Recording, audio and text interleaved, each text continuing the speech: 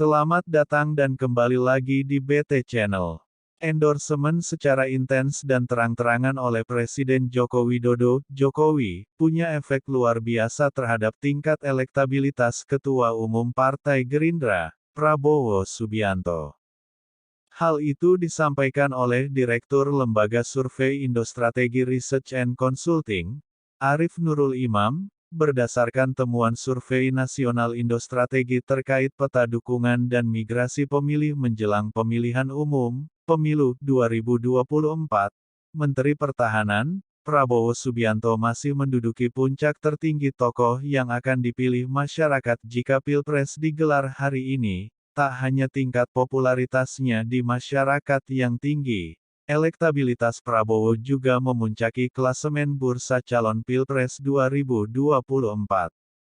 Nama Prabowo bahkan meninggalkan jauh 12 nama lain, termasuk Gubernur Jawa Tengah, Ganjar Pranowo dan mantan Gubernur DKI Jakarta, Anies Baswedan.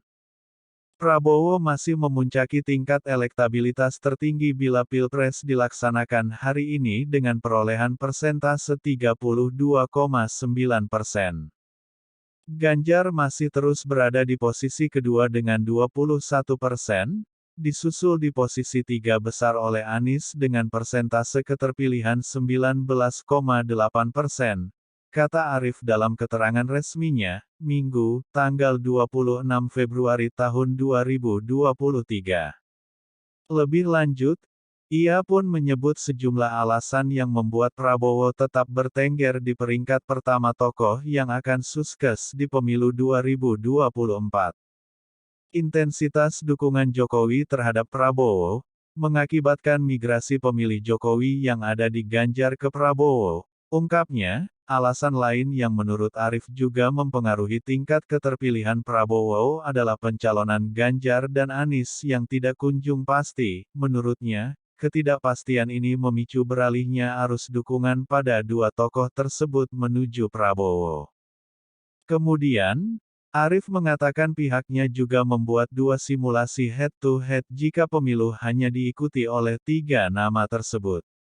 Hasilnya, Prabowo masih tetap unggul, baik jika disandingkan dengan Ganjar maupun Anies. Simulasi pertama mempertandingkan Ganjar dengan Prabowo, hasilnya menemukan Prabowo masih keluar sebagai pemenang.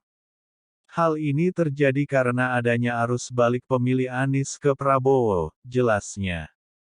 Lalu pada simulasi kedua, lanjut Arif, Prabowo ditandingkan dengan Anies Baswedan. Hasilnya masih sama, Prabowo masih keluar sebagai capres yang akan dipilih masyarakat. Ia mengatakan, dukungan untuk Prabowo akan semakin kuat dengan tambahan suara dari pemilih Ganjar yang sebagian besar adalah pemilih Jokowi, memilih Prabowo menjadi pengganti Jokowi. Hal ini menguatkan efek endorsement Jokowi terjadi, kata Arif. Lembaga Survei Indostrategi melakukan surveinya pada 1.230 responden dari 34 provinsi di Indonesia. Pengumpulan data survei ini dilakukan sepanjang 14 hingga tanggal 23 Februari tahun 2023 melalui wawancara tatap muka dengan bantuan kuesioner. Bagaimana menurut Sobat BT semua tentang hal ini? Silahkan berikan komentar dan sarannya, terima kasih.